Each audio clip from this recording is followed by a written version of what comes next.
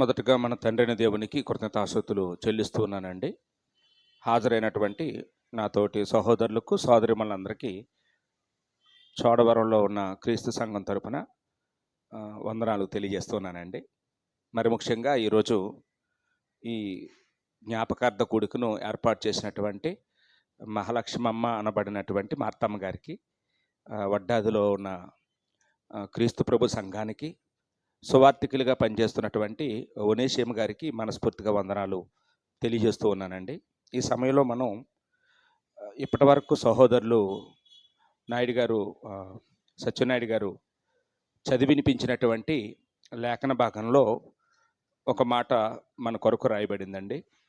నిద్రించిన వారిని గురించి మీకు తెలియకుండుట నాకు ఇష్టం లేదు అని పౌలు గారు మాట్లాడారు. ఈ వాక్యాన్ని ఈరోజు మనం పాఠంగా నేర్చుకుందామండి. ఈరోజు నేను మీకు చెప్పాలనుకున్నటువంటి అంశం ఏంటంటే, నిద్రించిన వారి గురించి నీకు తెలుసా? నిద్రించిన వారి గురించి నీకు తెలుసా అనే అంశాన్ని ఈరోజు మనం మాట్లాడుకుందామండి. చర్చికి వెళ్ళే మనకి ఈ నిద్రించిన వారు అంటే ఏంటో తెలుసు అంటే, ఇది ఎన్నోసార్లు మనం వింటుంటాం కాబట్టి మనకు తెలుసండి. కానీ మన మధ్యలో చాలామంది చర్చికి వెళ్ళలేని వాళ్ళు ఉన్నారు. సహోదరులు రాజు గారు, ఇలా కొంతమంది ఉన్నారు. వీళ్ళకి ఏమర్థం అవుద్దంటే, నిద్రించిన వాళ్ళు అంటే మనందరం ప్రతిరోజు రాత్రి నిద్రిస్తుంటాం, కొన్నిసార్లు పగలు కూడా నిద్రిస్తుంటాం. అంటే నిద్ర అంటే మనం రెస్ట్ తీసుకోవడానికి పడుకుంటుంటాం కదా, అదనుకుంటారండి. దాని గురించి ఎవరికి తెలియదు చెప్పండి? ఈ భూమి మీద ఉన్న వాళ్ళందరికీ తెలుసు. డాక్టర్లు చెప్తారు ప్రతి మనిషి రోజుకి కనీసం 8 గంటలు నిద్రపోవాలి, అప్పుడే ఆరోగ్యంగా ఉంటారు. ఈరోజు మనం చాలా నిర్లక్ష్యం చేస్తాం నిద్రని కూడా. ఏమండి, ఈ సెల్ ఫోన్లు వచ్చిన తర్వాత అర్ధరాత్రి వరకు ఆ ఫోన్ చూసుకుంటూ, ఆ వీడియోలు చూసుకుంటూ అలా గడిపేస్తే మళ్ళీ తెల్లవారు త్వరగా లేచిపోవాలని ఇంకా రోజుకి 4 గంటలు కూడా నిద్రపోలేని వాళ్ళు చాలామంది ఉన్నారండి. అందువల్లే ఈరోజు కంటి సమస్యలు, తలపోట్లు, ఏమండి, చాలా ఒత్తిడికి గురైపోవడం, అనేక అనారోగ్యాలకి కారణం నిద్ర లేకపోవడం. కానీ ఈరోజు నేను ఆ నిద్ర గురించి చెప్పాలనుకోవట్లేదు. ఆ నిద్ర గురించి మీ అందరికీ నాకంటే బాగా తెలుసు. ఏమంటే కొంతమంది నిద్ర మాత్రలు వాడుతున్న వాళ్ళు కూడా ఉంటారు ఇక్కడ. కాబట్టి ఆ నిద్ర గురించి నేను మాట్లాడటం లేదు. బైబిల్లో ఈ నిద్రించిన వారు అని ఎవరి గురించి మాట్లాడారంటే, చనిపోయిన వారి గురించి వాడారండి. చనిపోయిన వారంటే అందరికి అర్థమవుతుంది. మృతి పొందిన వారు అంటే అందరికి అర్థమవుతుందండి. లేకపోతే ఈ లోకాన్ని విడిచి వెళ్ళిపోయిన వారంటే అందరికి అర్థమవుతుంది. కానీ దేవుడు విశ్వాసులకు ఎవరికి ఆ మాట వాడలేదండి. దేవుని పిల్లలైన వారికి ఆ మాట వాడలేదు. ఎందుకు వాడలేదు? చనిపోయారని రాయొచ్చు కదా, మృతి పొందారని రాయొచ్చు కదా, వెళ్ళిపోయారని రాయొచ్చు కదా. అలా ఎందుకు రాయలేదు అంటే, ఈ మాటలోనే గొప్ప ఆదరణ ఉందండి. సహజంగా మనం చనిపోయిన వాళ్ళ కోసం ఏడుస్తామండి. చనిపోయారంటే అర్థం ఏంటి? ఇంకెప్పటికీ మనం వాళ్ళు చూడం, మళ్ళీ ఎప్పుడు మన దగ్గరికి రారు అని అర్థం అండి. పోయారు. కానీ నిద్రపోతున్నారంటే, మన ఇంట్లో ఎవరైనా నిద్రపోతే ఏడుస్తామా? ఎందుకు ఏడవం? ఎందుకంటే ఒక గంట పడుకుంటారు, అప్పుడు పడుకునేవ్వండి అంటుంటాం. ఇంకా వాళ్ళ సపోర్ట్ చేస్తాం, డిస్టర్బ్ చేయకండి, పడుకునేవ్వండి అని. మనం ధైర్యంగా ఉంటామండి. నిద్రపోతున్నారంటే లేస్తారు కాబట్టి మనం ధైర్యంగా ఉంటాం. అందుకనే దేవుడు తన భక్తులు మరణానికి నిద్రిస్తున్నారు అనే మాటే వాడాడండి. కొన్ని ఉదాహరణగా మనం చూస్తే, లూకా సువార్త 8వ అధ్యాయంలో 52వ వచనాన్ని మనం చదివినప్పుడు, లూకా సువార్త 8వ అధ్యాయం 52వ వచనం ఏమంటే, ఇక్కడ సమాజ మందిరపు అధికారి అయినటువంటి యాయిరు అనే ఒక వ్యక్తి ఉన్నాడు. ఈయనకి ఒక కుమార్తె ఉంది. ఆ కుమార్తె చావ సిద్ధమై ఉన్నప్పుడు అనేక ప్రయత్నాలు చేశాడు. తన కూతుర్ని బతికించుకోవడానికి ఎటువంటి అవకాశం కనపడలేదు. అప్పుడు ఎవరో చెప్పారు, యేసుక్రీస్తు ఉన్నారు ఈ ఏరియాలో, ఆయన్ని తీసుకొస్తే నీ కూతురు బతుకుతుంది, ఆయన ప్రార్థన చేస్తే బతుకుతుంది అని ఎవరో చెప్పారు. అప్పుడు ఆయన యూదుడే అయినప్పటికీ ఆయన యేసుక్రీస్తుకు వ్యతిరేకంగా ఉండకుండా ఆయన యేసుప్రభు దగ్గరికి వెళ్ళి, అయ్యా నేను యూదుడినండి, సమాజ మందిరపు అధికారిని, మరి నేను ఇలాంటి పొజిషన్లో ఉన్నాను, నా కూతురు చాలా ప్రమాదకరమైన స్థితిలో ఉంది, మీరు ఎలాగైనా వచ్చి నా కూతురుని బ్రతికించండి అంటే యేసుక్రీస్తు వారు వెంటనే వచ్చారండి. బయలుదేరి వచ్చారు. మధ్యలో చాలా ఆటంకాలు వచ్చాయి. చాలామంది జనసమూహం, రక్తస్రావం కలిగిన స్త్రీ వచ్చి ముట్టుకోవడం, ఏమండి ఇవన్నీ కొంచెం డిస్టర్బెన్స్ అయ్యింది. అయినా లేట్ అయ్యింది. మొత్తానికి ఇంటికి చేరుకున్నారు. ఇంటికి దగ్గరికి చేరుకునేటప్పటికి ఇంట్లో నుంచి ఒక వ్యక్తి వచ్చి, అయ్యా ఆ బోధకుడిని ఇంటికి వెళ్ళిపోమనండి, నీ కూతురు చచ్చిపోయింది, వెళ్ళిపోమనండి, అతన్ని ఎందుకు శ్రమ పెడుతున్నారు ఇంకా అని చెప్పి. చూడండి, డాక్టర్ని పంపించేసినట్టు ఆయన్ని వెళ్ళిపోమంటున్నారు. అప్పుడు యేసుక్రీస్తు వారు మాట్లాడిన మాట అండి అది. అప్పుడు మాట్లాడిన మాట చదువుతారండి. లూకాసు వార్త 8వ అధ్యాయము 52వ వచనం. ఎవరు తీయలేదా?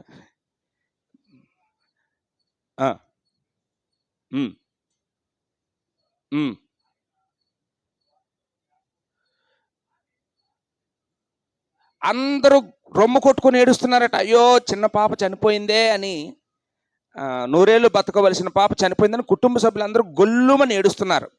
అప్పుడు యేసుప్రభు ఏమన్నారండి? ఏడవద్దు, ఈ చిన్నది నిద్రించుచున్నది కానీ చనిపోలేదు, నిద్రిస్తుంది, చనిపోలేదు. ఇప్పుడు తల్లి తాకిమి అని పిలిచారంటండి అరామిక్ భాషలో. చిన్నదానా లేగు అన్నారు. అనేటప్పటికీ వెంటనే ఆ చనిపోయినటువంటి ఆ పాప లేచి కూర్చుందండి. ఏమంటే అక్కడ ఆ అద్భుతం జరిగిందండి. అయితే అక్కడ మనకు కావాల్సిన పాయింట్ ఏంటంటే, యేసుప్రభు చనిపోయిందని పదం వాడలేదండి ఆమెకి. నిద్రించుచున్నది అనే పదం యేసుప్రభు వాడినట్టుగా మనం చూస్తూ ఉన్నాం. అలాగే యోహాను సువార్త 11వ అధ్యాయము 11వ వచనం. యోహాను సువార్త 11వ అధ్యాయం 11వ వచనం. ఇక్కడ కూడా బేతనియా అనే గ్రామంలో యేసుక్రీస్తుకి బాగా ఇష్టమైన ప్రియమైన ఒక కుటుంబం ఉండేది. ఆ కుటుంబానికి యేసుప్రభు వారు ఎప్పుడు ఆ త్రావుగుంట వెళ్ళినా వాళ్ళ ఇంట్లో బస చేసేవారు, వాళ్ళే ఆహారం పెట్టేవారు, వాళ్ళ ఇంటి దగ్గర రెస్ట్ తీసుకునేవారు. అలాంటి ప్రియమైనటువంటి శిష్యుడు లాజరు, అలాగే వాళ్ళ 2 సిస్టర్స్ మార్తా మరియా ఆ కుటుంబంలో ఉండేవారు. అయితే యేసుక్రీస్తు వారు ఏదో పని మీద చాలా దూర ప్రాంతానికి వెళ్ళారు. ఆ సమయంలో లాజరు కాయిలా పడి చనిపోయాడంటండి.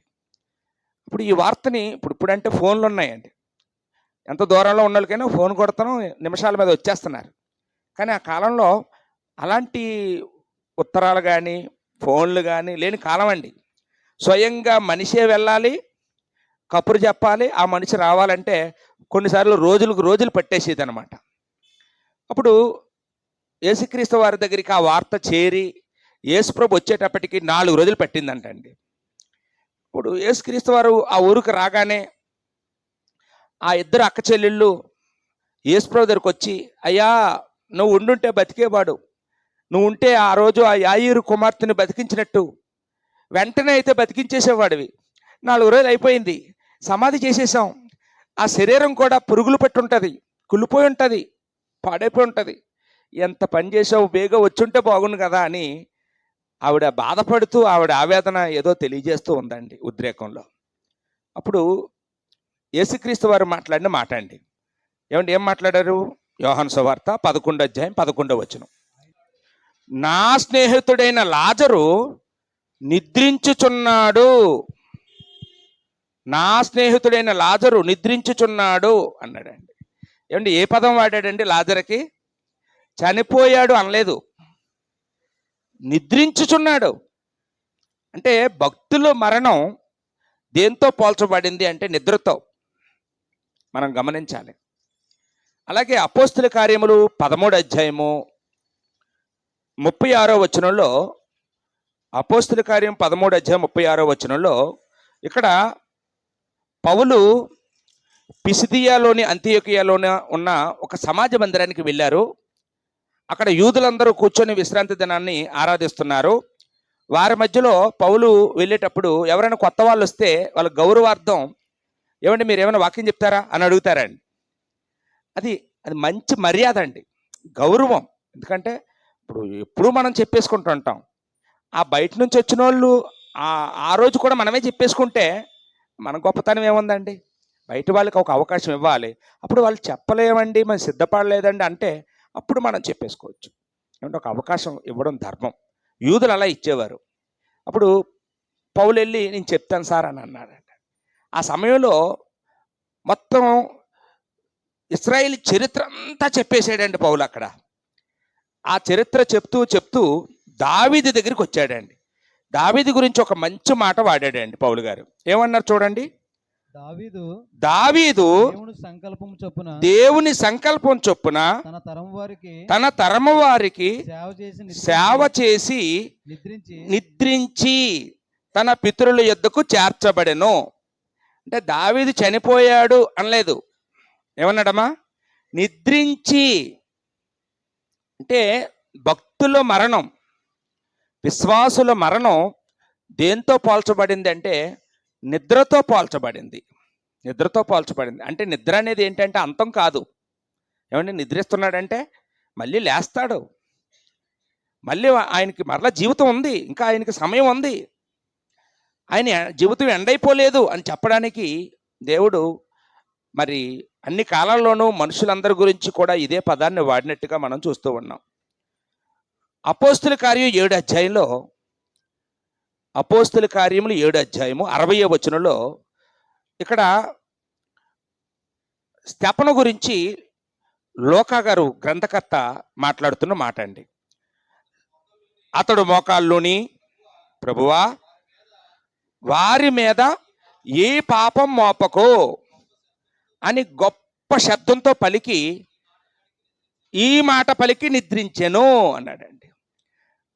స్తెఫను సువార్త ప్రకటిస్తుంటే మత్సరంతో నిండుకున్న యోధా మత నాయకులు ఆయన చెప్పే మాటలు అంగీకరించలేక, మాది తప్పంటావా, మా పద్ధతులు మా ఆచారాలు తప్పంటావా, మీ యేసుప్రభు రైట్ అంటావా అని చెప్పి రాళ్ళు పట్టుకొని కొట్టేశారు.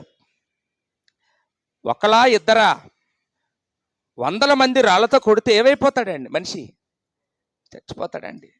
చచ్చిపోయే ముందు మనమైతే ఏం చేస్తాం తెలిసి, అక్కడ ఉన్న రాళ్ళు 4 రాళ్ళని ఎదురుతాం అవతల మీద.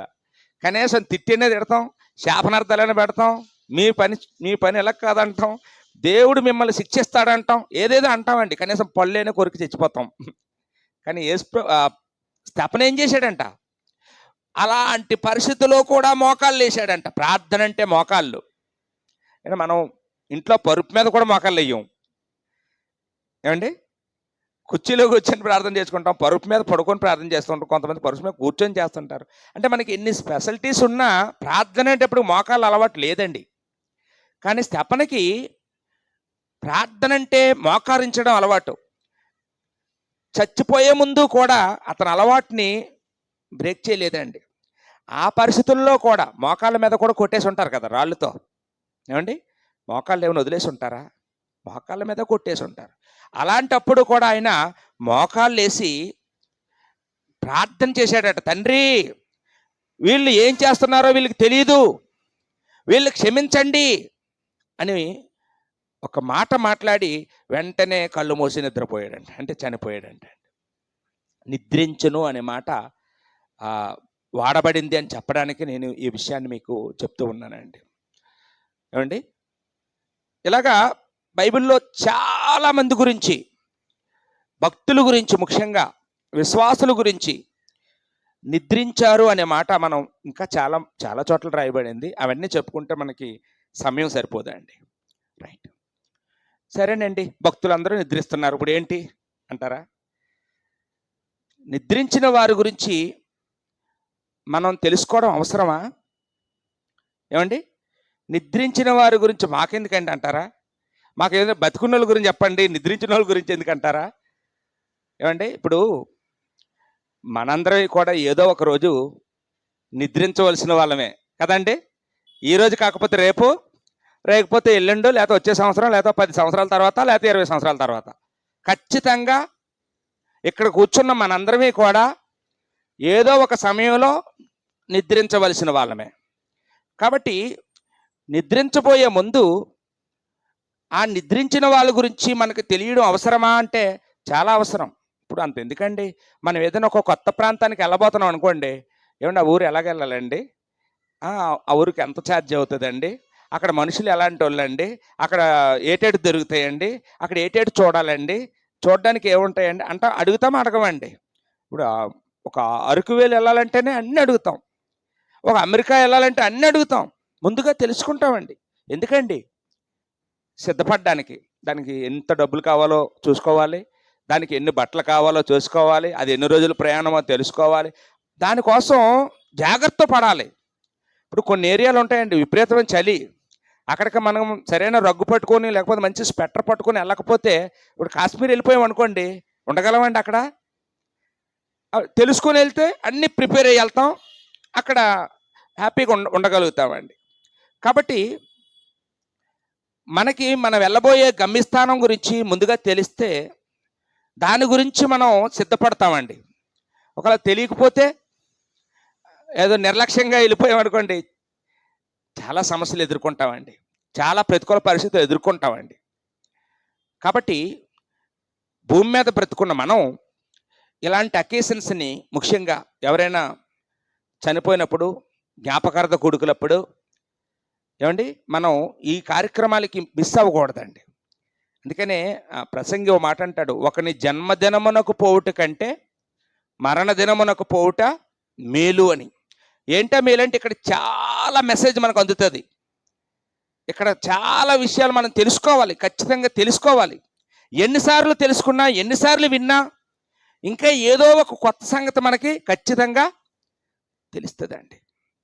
కొన్నిసార్లు అక్కడ ఎవరు చెప్పేవాళ్ళు లేకపోయినా మనం తెలుసుకుంటాం.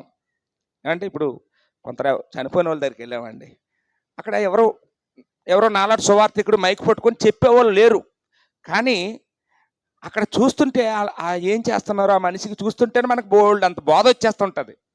ఏమండి, అది క్రైస్తవులు కాకపోయినా హిందువులైనా ఎవరైనా కానీ, కోటీశ్వరునైనా ఇంట్లో ఉంచుకుంటారండి చచ్చిపోయినవాడిని, అంటే తీసుకొచ్చి బయట రోడ్డు మీద గడ్డేసేసి అక్కడ పడేస్తారండి.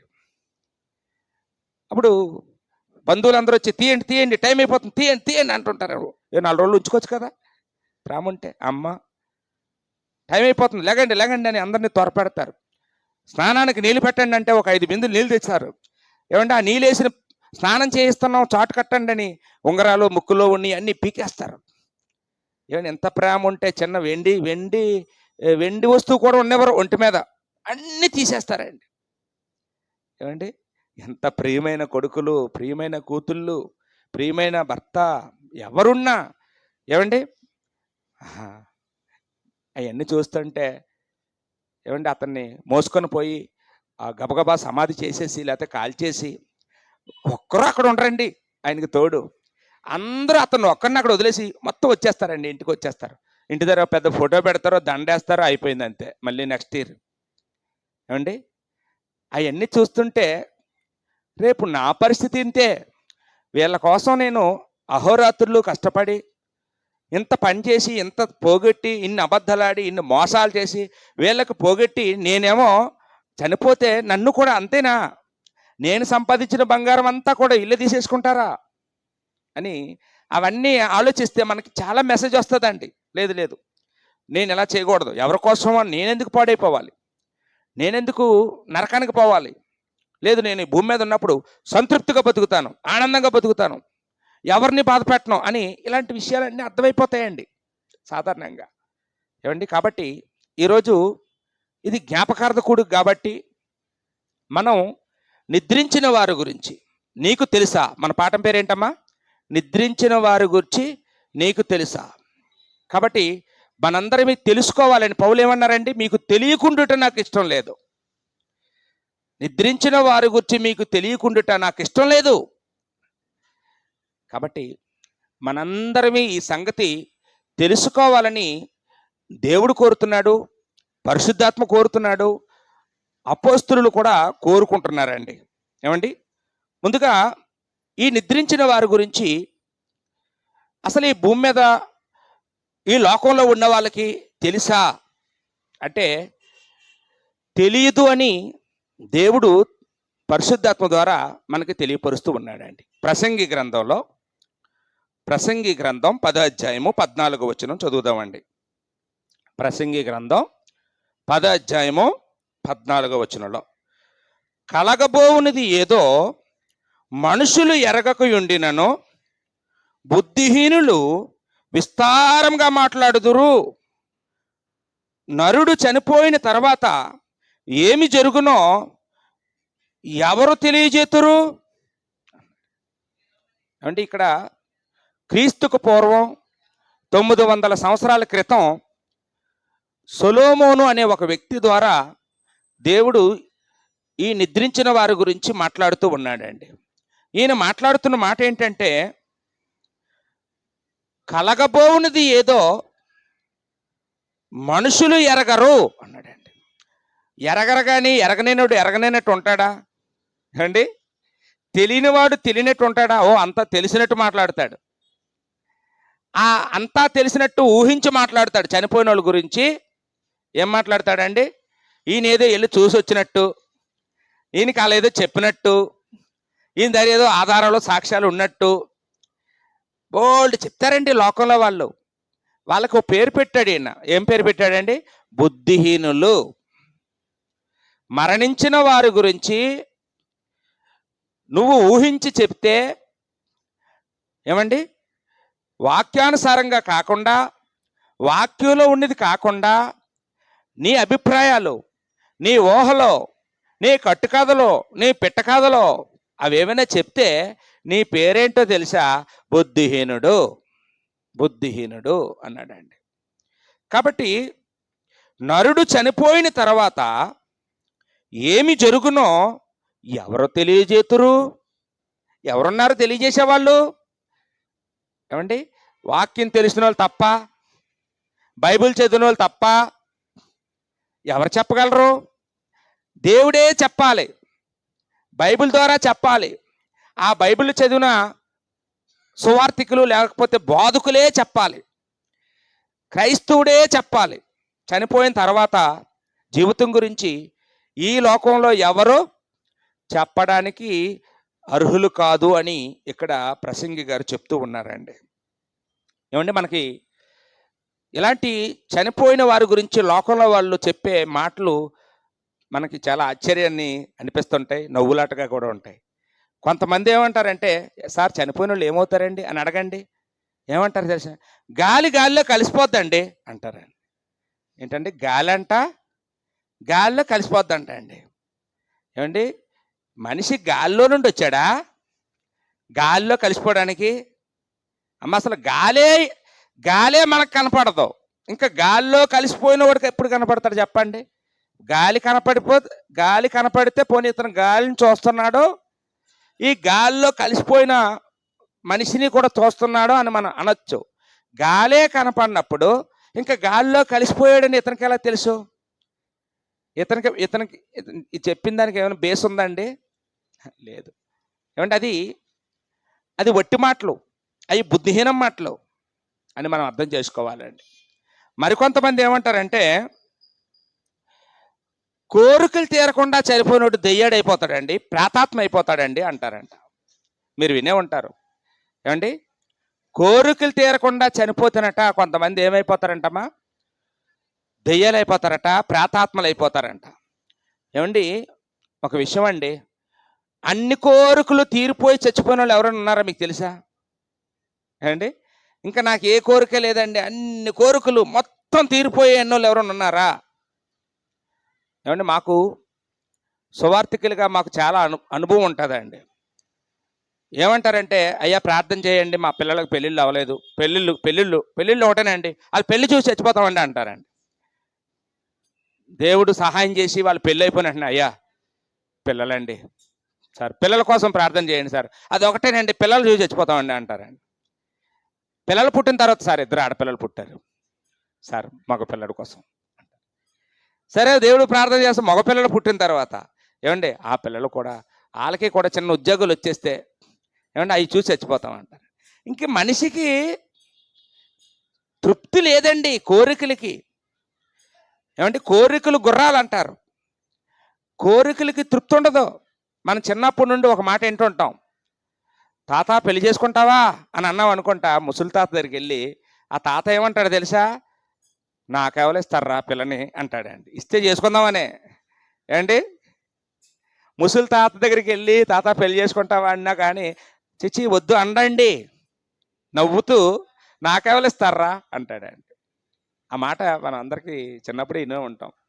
అంటే ప్రతి మనిషిలోనూ కూడా ఏముంటుందమ్మా, కోరికలు ఉంటాయి. ఆ కోరికలు అన్నీ తీరో, కోరికలు ఎప్పుడూ మిగిలిపోయే ఉంటాయి. మనం చాలా కోరుకుంటాం, అన్నీ జరుగుతాయా? ఏమండి, ఇప్పుడు ఈ లెక్కన ప్రస్తుతం భూమి మీద 850 కోట్ల మంది ప్రజలు ఉన్నారంట అండి, శాస్త్రవేత్తలు చెప్పిన లెక్క ప్రకారం. 850 కోట్ల మంది ప్రజల్లో అన్ని కోరికలు తీరి చనిపోయినటువంటి వాళ్ళు ఎంతమంది ఉంటారండి? ఎవరూ లేరు. ఎవరూ లేకపోతే ఇప్పుడు ఆదాము మొదలుకొని ఇప్పటి వరకు చనిపోయిన వాళ్ళందరూ ఏమై ఉండాలి? వాళ్ళు చెప్పిన ప్రకారం అయితే దెయ్యాలై ఉండాలి. ఈ లెక్కన బతుకున్న మనం ఎక్కువ, చనిపోయిన దెయ్యాలు ఎక్కువ? చనిపోయిన దెయ్యాలే ఎక్కువ ఉండాలండి. ఏమండి? లేదండి, అది అబద్ధం. అది అబద్ధం అండి. అన్ని కోరికలు తీరి ఎవరూ చనిపోలేదు. ప్రతి మనిషిలోనూ ఏదో ఒక కోరిక మిగిలిపోయే ఉంటుంది, ఏదో కోరిక మిగిలిపోయి ఉంటుంది. కాబట్టి చనిపోయిన వాళ్ళందరూ దయ్యాలు ఎవరో. ఏమండి, భక్తులకి కూడా కొన్ని కోరికలు ఉండిపోయే చచ్చిపోతారు. ఇప్పుడు మోసే చనిపోయాడండి. మోసే కోరిక ఏంటండి? కనానికి వెళ్ళాలి, కనానికి వెళ్ళాలి, కుదరదు అన్నాడు దేవుడు. ఆ కోరిక అసంతృప్తితోనే చనిపోయాడండి. దావీదు కోరిక ఏంటండి? దేవుడి మందిరం కట్టాలి, దేవుడి మందిరం కట్టాలి. తీరిందండి అతని కోరిక? అలాగ బైబిల్లో ఉండే భక్తులందరూ ఏదో కోరుకున్నారు, వాళ్ళ కోరికలు ఏం తీరలేదండి. అయితే వాళ్ళందరూ ఏమైపోవాలి? వీళ్ళు చెప్పినట్టయితే దెయ్యాలు అవ్వాలి. ఏమండి, అది అబద్ధం అండి. అది వాళ్ళ ఊహ, అది వాళ్ళ ఊహ. మరి కొంతమంది దయ్యాలు మనుషులు పట్టేస్తాయండి, చచ్చిపోయిన దయ్యాలు వచ్చి, కొరువు దయ్యాలు వచ్చి మనుషులు పట్టేస్తాయండి అని కొంతమంది చెప్తుంటారండి. ఏమండి, ఎందుకంట మనిషిని పట్టేసేది? నాకు మాంసం కావాలి, కోడి మాంసం, నాటుకోడి మాంసం కావాలంటదట, నల్ల కోడి పిల్ల మాంసం. మటన్ కావాలి, నాకు కళ్ళు కావాలి, నాకు గారెలు కావాలి, బూరెలు కావాలన్నట్టు అడిగి తినడానికంట. ఎందుకండి? ఇప్పుడు నిజంగా దెయ్యాలకి మటనే కావాలంటే ఈ పేద ముసలమ్మకు పెడితే తీరుతుందా కోరిక? లేకపోతే మటన్ షాప్ ఆయన భార్యకి పెడితే తీరుతుందా? చెప్పండి. మటన్ షాప్ వాడు భార్య మీద దెయ్యం పెడితే ఎంత మటన్ అయినా తినొచ్చు, ఆవిడ కాదని లేడు అతను. ఏమండి, ఆ చికెన్ షాపు ఆయన భార్యలో పడితే ఎంత ఎంత చికెన్ అయినా తినొచ్చు. వాళ్ళు వదిలేసి నిరుపేదలు, ఈ అనాగరికులు, ఏమండి ముసలోళ్ళు, వీళ్ళక మీరు ఎప్పుడైనా చూసే ఉంటారండి. ఈ ఈ అడుగుతుంటే పక్కోళ్ళు ఎవరో వచ్చి వేప రొడ్డ ఏదో పట్టుకొచ్చి ఏమండి అడుగుతుంటే సూపర్ కొట్టేస్తుంటారండి వాళ్ళని. చూసారా అలాంటి వాళ్ళని? దెయ్యం పట్టిన వాళ్ళు కొట్టేయడం, చెప్పులతో కొట్టేయడం, ఏదో తుప్పలతో కొట్టేయడం. మొన్న మధ్యన ఒక వీడియో బాగా హల్చర్ చేసిందండి. ఓ పాస్టర్ గారి దగ్గరికి ఈ దెయ్యం పట్టిన ఆవిడని తీసుకొచ్చారండి. ఈయన సాతానా పో, సాతానా పో అని 3-4 సార్లు గద్దించాడండి, పోలేదండి. అప్పుడు ఎలా కాదని చెప్పి వాళ్ళేమో యాపరోట్లతో కొడుతున్నారని ఈయన బైబిల్ పట్టుకుని కొట్టేసాడండి. బైబిల్ పట్టుకుని 10 దెబ్బలు వేసేటప్పటికి చచ్చిందండి ఆవిడ. దెయ్యం పోవడం కాదు, ఆవిడే పోయింది. ఏమండి, అంటే లోకంలో వాళ్ళకి తెలియట్లేదు, క్రైస్తవులకి కూడా తెలియట్లేదు. వాస్తవానికి ఇది మనుషుల మీద దురాత్మలు పడ్డాయని అనుకుంటూ ఉంటారు. తప్పండి.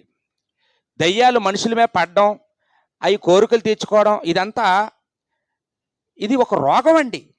దీని పేరు వైద్య పరిభాషలో హిస్టోరియా. డాక్టర్ల దగ్గరికి వెళ్తే ఏం చెప్తారు తెలుసా అండి? ఇది హిస్టోరియా అనే ఒక రోగం అండి, దీనికి మెడిసిన్ ఉందండి, మానసిక రోగం అండి, పిచ్చి హాస్పిటల్ తీసుకొస్తే మేము మంచి మందులు ఇస్తామండి, వాళ్ళకి ఆ జబ్బు పోద్ది, ఇంకా దెయ్యాలు పడవు, ఏ ఆత్మలు పడవు, ఏమండి ఎవరో పడరు అని వాళ్ళు చెప్తారండి. కానీ అది తెలియక వాళ్ళు అడిగినవన్నీ ఇచ్చేస్తుంటే వారానికి ఒకసారి వస్తుంటుంది దెయ్యం. ఏమండి, ఇదేదో బాగుంది, నేను ఏదడిగితే అదే ఇస్తున్నారని కొంతమంది దెబ్బలు కాయలేక ఇంకా సైలెంట్గా ఉంటారు, ఇంకా అలాంటి లేకుండా. అడిగిన ఏం చేస్తున్నారు అనుకోండి, ఓ అస్తమానం వస్తుంది ఆ దయ్యం. ఏమండి? కాబట్టి ఇవన్నీ తప్పులండి. ఇవన్నీ బుద్ధిహీనం మాటలు, బుద్ధిహీన ఆలోచనలు, బుద్ధిహీన పనులు అని మనం ఇక్కడ అర్థం చేసుకోవాలండి. మరికొంతమంది స్వీయ సాక్ష్యం చెప్తారండి పోటుగోళ్ళు. వీళ్ళేమంటారంటే, ఏమండి మీరు చెప్పేది తప్పండి, నేను దెయ్యం కలర్ చూశాను తెలుసా, నా కంటికి కనపడిందండి అంటాడండి. ఇప్పుడు ఈయన మాటలు ఎవరు కాదనలేము. ఎందుకంటే ఈయన నేను చూశాను అంటున్నాడు. నేను చూశానండి. ఎలాగుందండి దెయ్యం అంటే, చుట్టూరు పూసుకొని, తెల్ల చీర కట్టుకొని, చేతులు పొడవుగా పెట్టి, కాళ్ళు రెండు వెనక్కి తిరిగి ఉన్నదండి, నేను చూశానండి అంటాడండి. ఏమండి, ఎన్ని గుర్తులు చెప్తున్నాడు కదా, ఈయనకెలా తెలిసింది ఈ విషయం అని అంటే మనం ఆలోచిస్తే, ఆడ ఆ వారంలోనో లేకపోతే ఆ రాత్రో ఏదో సినిమాకి వెళ్ళాడండి, దెయ్యం సినిమాకి. పూర్వం పాత సినిమాల్లో ఒక ఆయన ఉంటాడండి, ఇలాంటి దెయ్యం సినిమాలన్నీ తీసి ఆయన పేరు హిట్లాచార్య. ఏమండి, ఆయన ఈ కొరువు దెయ్యాలని, ఇలాంటివి ఈ పొట్టు దెయ్యాలని ఇట్లు పెట్టి జగన్మోహిని, ఏమండి కొన్ని సినిమాలు ఉంటాయి, మీకు కూడా తెలుసు ఆ సినిమాల పేరు. చిన్నప్పుడు అవి చూస్తే మనం కూడా భయపడిపోయేవాళ్ళం. ఏమండి, ఆ సినిమాలు చూపిస్తే ఆ సినిమాల్లో ఆయన ఆ దెయ్యాలకు వేసిన గెటప్పులండి అవన్నీ. తెల్లబట్టలు, ఏమండి తెల్లబట్టలు తప్ప దెయ్యానికి ఇంకో యూనిఫామ్ ఉండదా? ఆయన సృష్టించాడు. అయ్యి వీళ్ళు చూశారు. ఆ పొడవుగా చేతులు ఉండడం, కాళ్ళు వెనక్కి ఉండడం, ఇవన్నీ ఆయన సృష్టించినవి. ఏమంటే ఇప్పుడు ఆయనకు శిష్యుడు ఒకటి తయారయ్యాడు ఇప్పుడు మన కాలంలో. ఆయన పోయాడు కానీ, రామ్ గోపాల్ వర్మ, ఏమంటే మీకు తెలుసు కదండి, ఈయన మరీ భయపెడేస్తుంటాడు అందరినీ. ఈ చూసి ఆ రాత్రి పడుకొని అవి ఊహించుకుంటుంటే కళ్ళలో ఏమొస్తాయి తెలుసా? మనకి కూడా అవన్నీ కళ్ళు వస్తుంటాయి.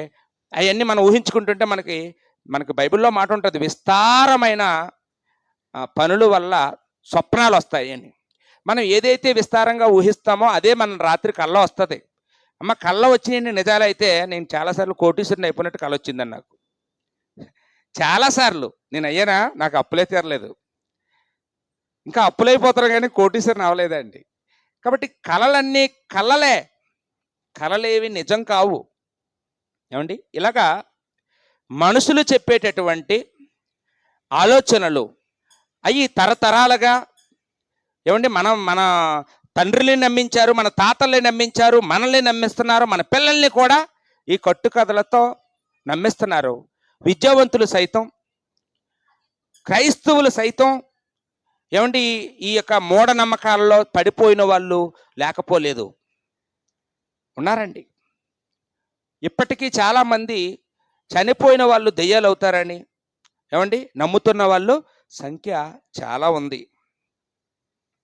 కొంతమంది ఈ సినిమాల ప్రభావం ఎలా ఉంటుందంటే, ఇప్పుడు ఎవరైనా చెట్టు కూరేసుకొని చచ్చిపోయారు అనుకోండి, మనం రాత్రిపూట ఆ చెట్టు వైపుగా వెళ్ళాలంటే, అవతల దాటుకొని వెళ్ళాలంటే, ఒంటరిగా వెళ్ళాలంటే భయం వేస్తుందండి. 9 తర్వాత 10 తర్వాత ఒక్కరు వెళ్ళాలంటే భయం వేస్తుంది. ఏంటి, అక్కడికి వచ్చేటప్పటికి ఏమనిపిస్తుంది అంటే, ఆ చెట్టు మీద ఆ చచ్చిపోయిన వాళ్ళు కూర్చున్నారు, ఆ చచ్చిపోయిన ఆవిడ ఆ చెట్టు మీద ఉంటుంది ఎప్పుడూను, ఆ నూతిలో చచ్చిపోయిన ఆవిడ ఆ నూతిలోనే ఉంటుంది అని అనగానే ఎవరు వెళ్ళరండి, భయపడిపోతారండి, ఎవరు వెళ్ళరు. మా చిన్నతనంలో మాకు ఈ కేజీపురం సెంటర్కి ముకుందపురం మధ్యలో బోడిచిన చెట్టు అని ఒకటి ఉండేదండి. అక్కడ చాలా యాక్సిడెంట్లు అయ్యి చాలామంది చచ్చిపోయేవారండి. ఆ చిన్నప్పుడు నేను ఏదైనా పని మీద రాత్రప్పుడు ఆ ఊరు రావాలంటే, అక్కడికి వచ్చేటప్పటికి ఎవరైనా వస్తే తోడుంటే బాగున్ను అని అక్కడ అయిపోయేవాడిని అండి చాలాసేపు. నాకు భయమే. ఒకళ్ళు ఎవ్వరు లేరు అనుకోండి, అప్పుడు ఏసు రక్తమే చేయి, ఏసు రక్తమే చేయి, ఏసు రక్తమే చేయి అనుకొని తొక్కువండి, అలా వడుక్కొని అది దాటిపోయే వరకు అమ్మయ్య బతికేశాను అనుకున్నాను. ఒకవేళ పొరపాటున అక్కడికి వెళ్ళేటప్పటికి ఏదైనా శబ్దం వినబడింది అనుకోండి, ఇప్పుడు గుడ్ల గోపులు అవి చాలా భయంకరంగా శబ్దం చేస్తాయి, మీకు తెలుసో లేదో. అవి మనుషులు చూడగానే శబ్దం చేస్తాయండి, అంటే అరుస్తాయి. పిట్ట కొంచెం కోత ఘనం అన్నారు. చిన్న చిన్న పిట్టలే కానీ శబ్దాల దగ్గరికి వచ్చేటప్పటికి అవి భయపెట్టేలాగా శబ్దాలు చేయగలవు. ఆ శబ్దాన్ని చూసి ఒకవేళ హార్ట్ అటాక్ ఉన్నోడు ఎవడనైతే ఏమవుతాడో తెలుసా, ఆ చెట్టు దగ్గరికి వస్తే టక్కన చేస్తాడండి, భయపడిపోయి దెయ్యమే మాట్లాడుతుంది అనుకొని భయపడిపోయి చచ్చిపోతాడండి.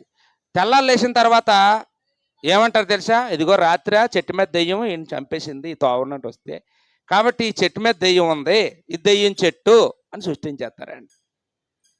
ఇంకా కొంతమంది మనల్ని ఎలా భయపెడతారో తెలుసా అండి? మేము చూసామండి, మీకేం తెలుసు పాస్టర్ గారు, చెట్టు మీద నుంచి నిప్పులు పడ్డం నేను చూశాను తెలుసా, కామినీలు కామినీలు నిప్పులు పడేస్తాయి, మేము చూసాం అంటారండి. అంటే వీళ్ళకి తెలియదండి, పక్షులు రెట్టేస్తాయి తెలుసు కదండి. పక్షులు వేసిన రెట్టలో భాస్వరం ఉంటుందండి. భాస్వరం అంటే గంధకం ఏమండి. అది దానికి ఆక్సిజన్తో చర్య జరిగినప్పుడు, ఆక్సిజన్ అంటే తెలుసు కదా, నిప్పును పుట్టిస్తుంది. ఇప్పుడు దీపాన్ని వెలిగించి మూసేస్తే ఆరిపోద్ది, అదే ఆక్సిజన్ తగిలితే మండుతుంది కదండి. దీపానికి ఏదైనా కప్పు మూసేస్తే ఎందుకు అయిపోతుంది? ఆక్సిజన్ లేకపోతే మండదు. ఎప్పుడైతే ఆక్సిజన్ దానికి అందుతుందో, చిన్న కన్నం ఉందనుకోండి దీపం ఆరదు. ఆక్సిజన్కి నిప్పును మండించే శక్తి ఉంది. అలాగే ఈ గంధకానికి లేదా ఈ భాస్వరానికి ఈ ఈ ఆక్సిజన్ తోడైతే ఆ రాపిడికి పుడుతుందండి నిప్పు. ఇప్పుడు అడవులు తగలెడిపోతుంటాయి తెలుసు కదా, మీరు అప్పుడప్పుడు వినే ఉంటారు పేపర్లో. ఎవరో తుంటరోళ్ళు తగలెట్టేశారు అనుకుంటారండి వీళ్ళు తెలియక. ఏ తుంటరోళ్ళు అడవిని తగలెట్టరు, ఎవరికి కావాలని అంత దూరం వెళ్ళి అడవిని అగ్గెట్టి రావడం అవసరమే ఉంది ఎవరికైనా? ఏమండి, అక్కడ పుల్లు సింహాలు ఉంటాయని తెలిసి ఎవడైనా అగ్గెట్టడానికి వెళ్ళొస్తాడా? ఎవరు వెళ్ళరండి.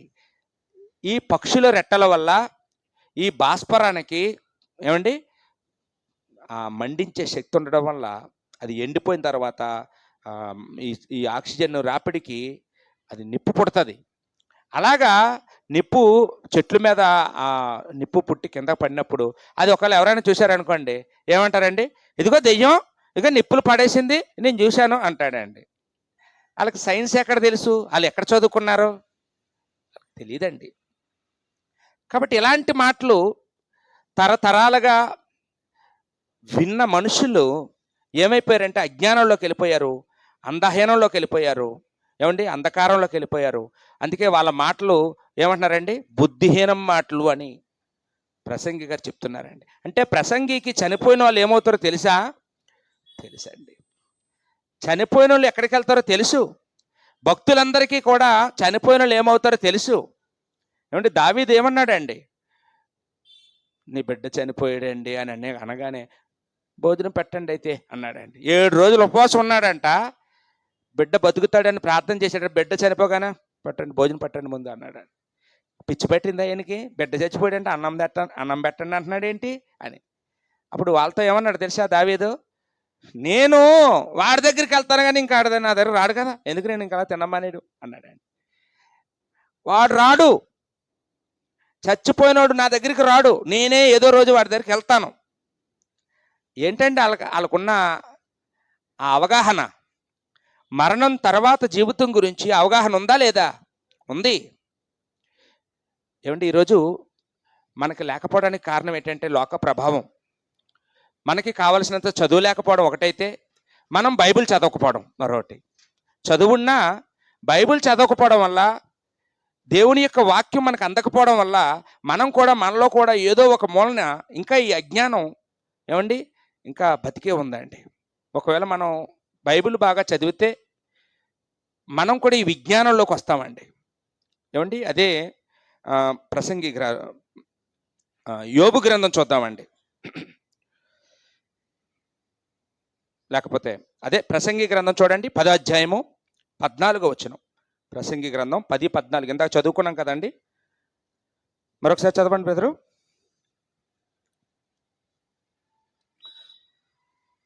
కలగబోవునది ఏదో మనుషులు ఎరగకయుండినను, బుద్ధిహీనులు విస్తారంగా మాట్లాడుదురు. నరుడు చనిపోయిన తర్వాత ఏమి జరుగునో ఎవరు తెలియజేతురు అన్నాడు. ఏమంటే ఇప్పుడు మనుషులకి రేపేం జరుగుతుందో తెలీదు. ఇప్పుడు మనం ఎలక్షన్ టైంలో చూసాం, చాలామంది జ్యోతిష్యులు వైఎస్ఆర్సీపీ పార్టీ గెలిచేస్తుందని చెప్పారండి. ఏమండి జ్యోతిష్యులు అందరూ ముక్తకంఠంతో చెప్పేశారు. ఎవరు గెలిచారండి? కూటమి ప్రభుత్వం గెలిచింది. మీరు చూసారా ఆ వీడియోలు అవన్నీ?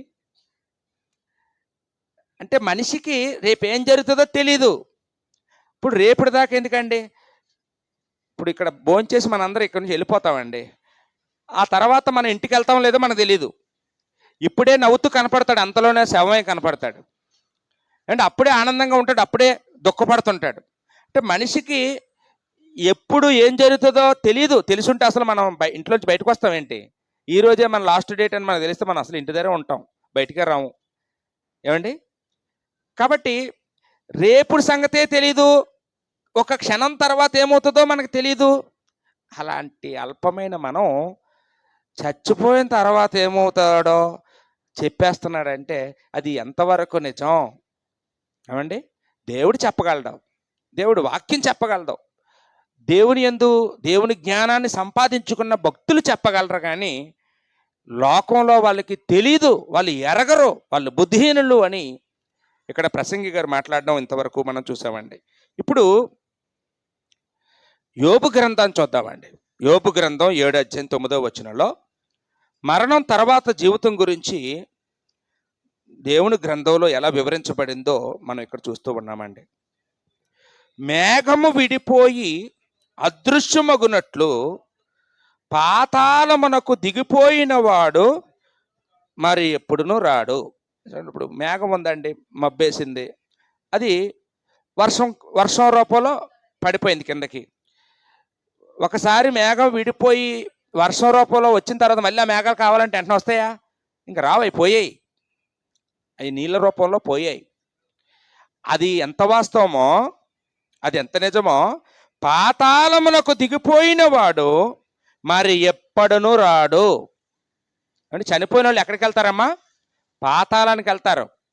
మన సోదరి మార్తమ్మ గారి భర్త అయినా, మరొకరైనా, ఎవరైనా, ఏమండి, దేవుడు నమ్ముకున్నా నమ్ముకోకపోయినా, ఈ భూమి మీద పుట్టిన మనిషి చనిపోయిన వెంటనే ఎక్కడికి వెళ్తాడంట? పాతాళానికి వెళ్తాడు. పాతాళానికి వెళ్ళిన వాడు మరి ఎప్పుడునూ రాడు, మరి ఎప్పుడునూ రాడు. పుట్టినరోజుకి రాడా? ఆడు పుట్టినరోజుకి రాడు, వాళ్ళ ఇంట్లో వాళ్ళు పుట్టినరోజుకి రాడు. పోనీ ఆయన చచ్చిన రోజు అయినా వస్తాడా? ఆయన చచ్చిపోయిన రోజు కూడా రాడు. మనకు తెలియక ఈ సిస్టర్ గారు, బ్రదర్ గారికి వాక్యం బాగా తెలుసు కాబట్టి ఇక్కడ ఆయన ఫోటో పెట్టి ఇక్కడ పళ్ళు, స్వీట్లు, ఏమండి, ఇక్కడ దూపదీప నైవేద్యాలు పెట్టలేదండి, వాక్యం తెలిసిన వాళ్ళు కాబట్టి. ఎందుకంటే ఆయన ఇక్కడ రాడు. ఆయన ఫోటో పెట్టచ్చు మన జ్ఞాపకానికి. ఆయనకి ఎందుకు పెడుతున్నారు ఇవన్నీ వండిని అన్నీని? ఏమంటే ఆయన తింటాడని, ఆయనకి చుట్టలు ఇష్టం అని కొందరు చుట్టలు పెడుతుంటారు, ఆయనకి మందు ఇష్టమని మందు పెడుతుంటారు. ఏమంటే మనం చూస్తాం విచిత్రాలన్నీ. ఏమండి? బైబిల్ ఏం చెప్తుందండి? పాతాళానికి పోయినవాడు ఎన్నడూ తిరిగి రాడు, ఎన్నడూ రాడు అన్నాడండి. అంటే కొంతమంది నమ్మకం, ఒకవేళ వెళ్ళే చచ్చిపోయి పాతాళానికి వెళ్ళే లోపల ఊరంతా తిరిగేస్తున్నాడేమో, చచ్చిపోయిన ప్లేస్లోకి అన్ని ప్లేసులకి తిరిగేస్తున్నాడేమో అనుకోవచ్చు. అదే యోబు గ్రంథంలో 21వ అధ్యాయం, యోబు గ్రంథం 21వ అధ్యాయం 13వ వచనం చూద్దామండి. యోబు గ్రంథం 21వ అధ్యాయము 13వ వచనం. వారు శ్రేయస్సు కలిగి తమ దినమును గడుపుదురు. అంటే ఎవరి గురించి మాట్లాడుతున్నాడు? భూమి మీద బతుకున్న మనుషుల గురించి. భూమి మీద మనుషులు, నాకేట్రా, నాకు ఎన్ని ఎకరాలు ఉందో తెలుసా, నీకు నా బ్యాక్గ్రౌండ్ ఏంటో తెలుసా, నా బలగం ఏంటో తెలుసా, నా ధనం ఏంటో తెలుసా, నా బలం ఏంటో తెలుసా అని భూమి మీద ఉన్నంత కాలం ఏం చేస్తారండి? చాలా ధైర్యంగా శ్రేయస్సు కలిగి, అంటే చాలా హుందాగా బతుకుతారు. ఏమండి? సకల ఐశ్వర్యాలతో బతుకుతారు. అయితే ఒక్క క్షణములోనే పాతాళమునకు దిగుదురు అన్నాడు. చచ్చిపోయిన తర్వాత ఎంతసేపు పడుతుందంటమ్మా పాతాళానికి వెళ్ళడానికి? ఒక్క క్షణం అంటే ఇలా కన్ను రెప్పేస్తాం కదా, అది. ఏమండి? చచ్చిపోయిన మనిషి పాతాళానికి వెళ్ళడానికి నెలలో, సంవత్సరాలు, రోజులు, పూటలు పట్టవు. ఇప్పుడు మనం ఎక్కడికైనా ఈ శరీరంతో జర్నీ చేయాలంటే టైం పడుతుంది. ఇక్కడ నుంచి చోడవరం వెళ్ళాలంటే అరగంట జర్నీ, టైంకి బస్సు దొరికితే. ఏదో పావుగంట జర్నీ, నర్సీపట్నం వెళ్ళాలంటే గంట అని మనం చెప్తామండి. ఈ శరీరంతో ఎక్కడికైనా వెళ్ళాలంటే చాలా టైం పడుతుంది. కానీ ఆత్మ జర్నీ చేయాలంటే క్షణం చాలంటండి. ఏమండి? ఈ పాతాళం ఎక్కడుందండి? మనం ఎక్కడున్నామండి? మనమేమో సూర్య కుటుంబంలో ఉన్నాం. ఏమండి? సూర్య కుటుంబంలో అనేక గ్రహాలు ఉన్నాయి. అందులో భూగ్రహంలో మనం భారతదేశంలో ఉన్నామండి, వడ్డాదిలో ఉన్నాం. పాతాళం ఎక్కడుందో తెలుసా? ఈ సూర్య కుటుంబాన్ని ఆ, ఈ సూర్య కుటుంబం ఎక్కడుందంటే పాలపుంత నక్షత్ర కుటుంబంలో ఉందండి. ఏమండి, అనేక పాలపుంతలు ఉన్నాయి. ఆ పాలపుంతల్లో ఒక పాలపుంత ఈ మనం ఉంటున్నది. ఇంకా ఇలాంటివి చాలా పాలపుంతలు ఉన్నాయని శాస్త్రవేత్తలు చెప్తున్నారండి. ఏంటి, ఎక్కడ పాలపుంతలు? ఏమండి, ఎక్కడ పాతాళం అంటే ఇవన్నీ దాటుకొని ఎక్కడో కిందనుందన్నాడండి బైబిల్లో. కిందనున్న పాతాళము. ఇన్ని దాటుకొని, ఇన్ని గ్రహాలు దాటుకొని అంటే అంత దూరం వెళ్ళడానికంటే ఎంత టైం పడుతుంది ఆత్మకి? క్షణం అండి. అంటే మనకు కావాల్సింది ఏంటంటే, మనిషి చనిపోతే భూమి మీద ఉండడు. చనిపోయిన వెంటనే రెప్పపాటులో ఒక్క క్షణంలో ఎక్కడికి వెళ్ళిపోతున్నాడు అంటే పాతాళానికి, కిందకి వెళ్ళిపోతున్నాడు అని ఇక్కడ మనం దేవుని యొక్క గ్రంథంలో మనం చూస్తూ ఉన్నామండి. రైట్.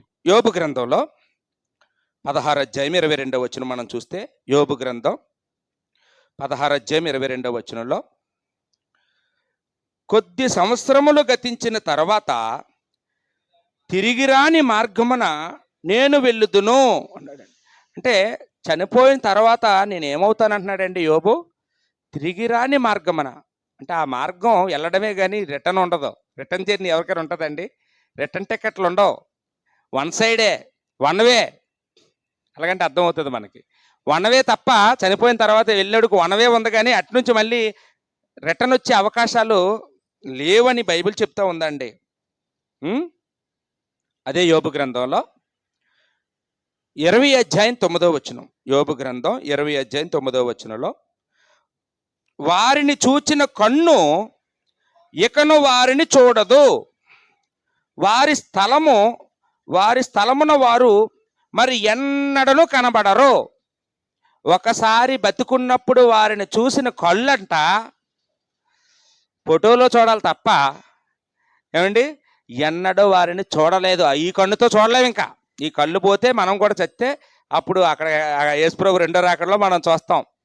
లేకపోతే పరదేశకి వెళ్తే, బతికుండగా మనం యేసుప్రభు రాకమునిపై మనం చనిపోతే పరదేశకి వెళ్తాం. అప్పుడు పరదేశంలో మనం ఒకళ్ళొకళ్ళు చూసుకుంటాం. కానీ ఈ కళ్ళు కనపడవు, ఈ కళ్ళు చూడలేవు.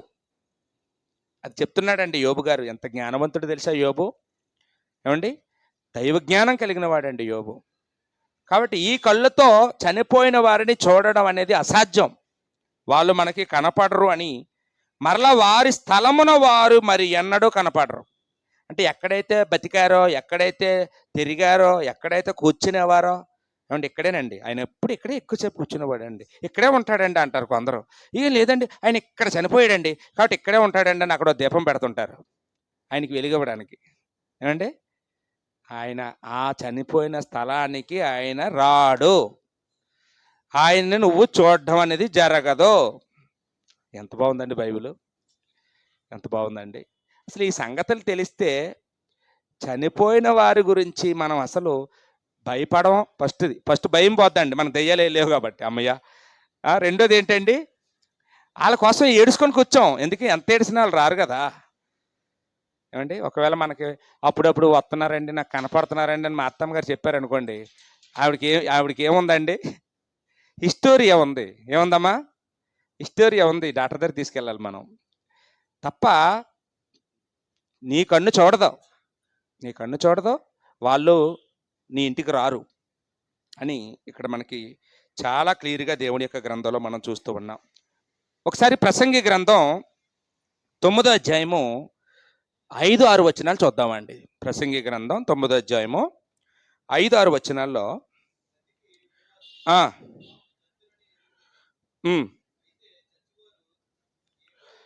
చూసారండి, రెండు డిఫరెంట్. మీకు అర్థమైందండి. బతుకున్నోళ్ళ కంట తాను చచ్చిపోతామని తెలుసు, ఇన్సూరెన్స్ లేని ఎందుకు కట్టుకుంటామండి? ఏమండి, నేను ఎల్ఐసి ఏజెంట్ని, ఎవరైనా పాలసీలు ఇస్తే నాకు ఇవ్వండి అంటే మేము ఏం చేస్తామంటే ఇంటింటికి వెళ్ళి, అమ్మ ఇన్సూరెన్స్ ఉందా, మీకు ఇన్సూరెన్స్ ఉందా? బతుకున్నప్పుడు ఇన్సూరెన్స్ ఉందా అని అడిగినోడు ఎల్ఐసి ఏజెంట్ ఒకడేనండి. చచ్చిపోయిన తర్వాత అందరూ అంటారు, చేయించాడా చచ్చినోడు, ఎల్ఐసి చేయించాడా, చేయించలేదా, కడుపుకే బతికాడా అని ఆ రోజు అందరూ తిడతారు. కానీ బతికున్నప్పుడు వచ్చి ఇన్సూరెన్స్ ఉందా అని అడిగేది ఎవరంటే ఆ దమ్మున్న మగాడు ఎల్ఐసి ఏజెంట్ ఒకడే. ఏమండి, బతుకున్న వాళ్ళందరూ చచ్చిపోతామని తెలుసు. బతుకున్నోళ్ళకి చచ్చిపోతామని తెలుసు, కానీ చచ్చిపోయిన వాళ్ళకంట ఏం తెలియదమ్మా, వాళ్ళు ఏమీ తెలియదు ఇంకా వాళ్ళకి. ఇంకే భూమి మీద నేను చచ్చిపోతున్నా, నా కూతురు పెళ్ళి ఏమవుతుందో, లేకపోతే మా వాళ్ళు ఇల్లు కట్టారా లేదా, ఆ అప్పులు తీరే లేదా, ఆ భూమి గొడవ తీరింది లేదా, కోర్టు సమస్యలు తీరే లేదు, ఏమైనా వాళ్ళకి అసలు ఇక్కడ ఈ భూమి మీద సమాచారం ఏదైనా వాళ్ళకి తెలుస్తుందా? ఇక్కడ నుండి అక్కడ నుండి ఏమైనా వాళ్ళు చూస్తుంటారా కెమెరాలు పట్టుకొని? ఈ గొడవలతో, ఈ సమస్యలతో, ఈ చింతలతో మనమే చేస్తాం, కానీ చనిపోయిన వారికి యాతనలు ఉండవు. వాళ్ళు ఏమి ఎరగరు, వాళ్ళు ప్రశాంతంగా ఉంటారు. ఈ సమస్యలు ఉండవు వాళ్ళకి. ఏదో ఒకళ్ళు ఉంటే కొత్త సమస్యలు ఉంటాయి అక్కడ. ఏమంటే వాళ్ళు యేసుప్రభుని నమ్ముకోకపోతే వాళ్ళు సమస్యలు ఇరుక్కుంటారు అక్కడ తప్ప.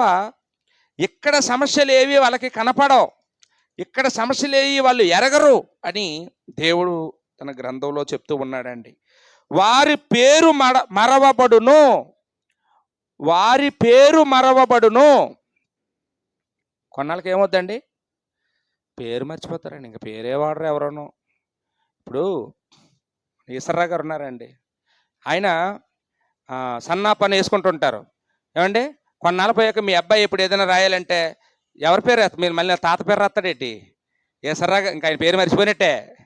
కొన్నాళ్ళకి ఏమవుతుందండి, చిట్టుబాబు పేరు మర్చిపోతాం. ఇంకా జానగారి పిల్లలు ఈయన పేరే వాడుతుంటారు. ఇంకా ఎవరి పిల్లలు అండి అంటే మేము జానగారి పిల్లలు అండి అంటారు, కానీ చిట్టుబాబు గారు మనవండి అని చెప్పరండి. ఇంకా కొద్ది రోజుల తర్వాత మన పేరు ఏమైపోద్దండి, చనిపోయిన వాళ్ళ పేరు మరవబడుతుంది, ఇంకా మనమే గుర్తుపెట్టుకోము అని చెప్తున్నాడండి.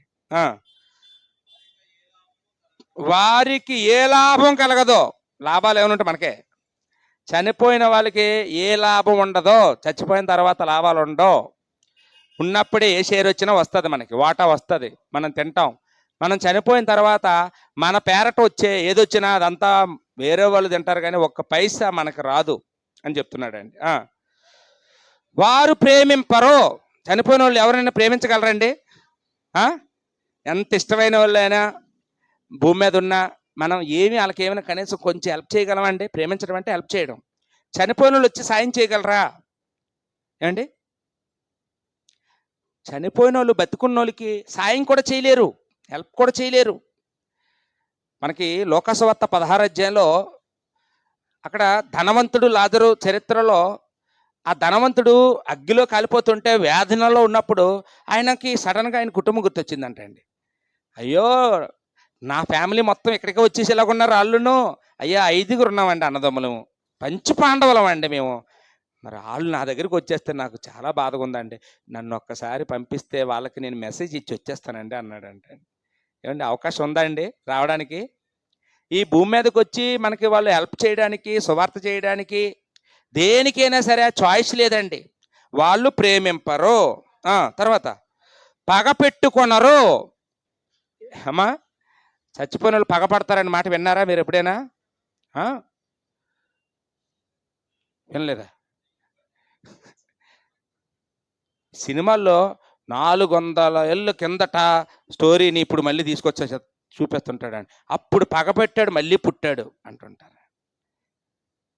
చచ్చిపోయినాడు పగపట్టడో, చచ్చిపోయినాడు మళ్ళీ పుట్టడో, చచ్చిపోయినాడు నేను గుర్తు చేసుకోలేడు, నీ గురించి వాడికి ఏమీ తెలియదు, నీ ఇంటికి రాలేడు, నువ్వు అని చూడలేవు, నిన్ను ప్రేమించలేడు, నిన్ను పగబట్టలేడు.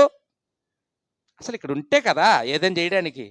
రెప్పపాటులో అనంత లోకాలకి, పాతాళ లోకానికి వెళ్ళిపోతే ఏమంటే మనం ఇక్కడ వాళ్ళ పేరట చేసే అల్లర్లు చూస్తుంటే సామాన్యం కొట్టుకు చేస్తుంటారు కొంతమంది. పోయిన వాళ్ళు పోతారు, కానీ ఏమండి ఈ విషయాలు ఏమీ లోకానికి తెలియదు అంటున్నాడు. అందుకేనండి, ఎవరికీ తెలీదు, ఎవరికి తెలీదు, ఈ బుద్ధిహీనులకి తెలీదు అని లోకంలో ఉండే వాళ్ళ గురించి మాట్లాడుతూ ఉన్నాడండి. ఎవరికి తెలుసు? ఏమండి, ఎవరికి తెలుసు అంటే దేవుడికే తెలుసు. దేవుడు రాయించాడు కాబట్టి, ఆ గ్రంథాన్ని చదువుకున్నాం కాబట్టి మనకి ఈ విషయాలు తెలుస్తూ ఉన్నాయండి. కాబట్టి చనిపోయిన వారు ఇప్పుడు ఎక్కడున్నారంటే పరదేశంలో ఉన్నారు. ఏమండి, కొంతమంది పాతాళంలో ఉన్నారు.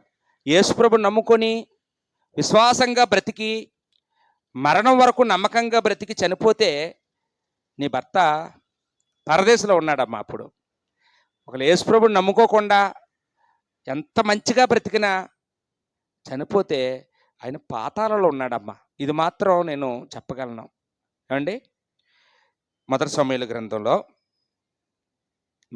గ్రంథం 28 అధ్యాయము 8వ వచనం నుంచి మనం చూస్తే ఇక్కడ సమూయేలు గురించి మనకి కనపడుతుంది. సమూయేలు చనిపోయాడు. అప్పటికే సౌలు రాజుగా ఉన్నాడు. సౌలు దురాత్మ చేత పీడింపబడుతున్నాడు. అంటే దురాత్మ అంటే తెలుసు కదా అండి, సాతాను యొక్క దూతలు.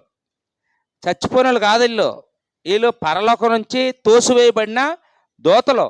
దేవుడే పంపించాడు భూమి మీదకి, ఆయనకు వాడుకుందామని వెళ్ళి కూడా ఏదో పనికి. ఈ దురాత్మలు ఉన్నాయి. ఈ చచ్చిన వాళ్ళ మీదకి వెళ్ళవు. ఎవరి మీదకి వెళ్తాయి తెలుసా? బతికున్న వాళ్ళ మీదకే.